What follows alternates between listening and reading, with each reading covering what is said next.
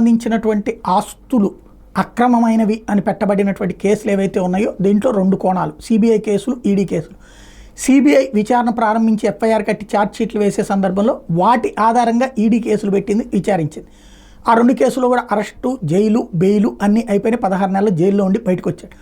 ఇప్పుడు ఆ కేసుల మీద ఆ తర్వాత కాలంలో విచారణ ప్రారంభించేటప్పుడు సిబిఐ, ఈడీ సైమల్టేనియస్గా జరగడానికి వీల్లేదు. సిబిఐ ఎఫ్ఐఆర్ ఆధారంగా ఈడీ విచారించింది కాబట్టి ముందు సిబిఐ కేసులు విచారించి ఆ జడ్జిమెంట్ వచ్చాకనే ఈడీ కేసులు విచారించాలంటూ జగన్ వేసినటువంటి పిటిషన్లు వాటి మీద ఇప్పుడు సుప్రీంకోర్టు దాంట్లో అప్పట్లో హైకోర్టు అవును ముందు సిబిఐది విచారించి ఆ తర్వాతనే ఈడీది విచారించాలి అన్నటువంటి విషయం తేల్చి చెప్తే దాన్ని ఈడీ సుప్రీంకోర్టులో సవాల్ చేసినటువంటి నేపథ్యంలో దీని మీద విచారణ వాయిదా పడింది. 4 వారాలకు వాయిదా పడింది. అందులో గనక సుప్రీంకోర్టులో గనక 2 సైమల్టేనియస్గా జరగచ్చు అంటే జగన్కి మైనస్సే.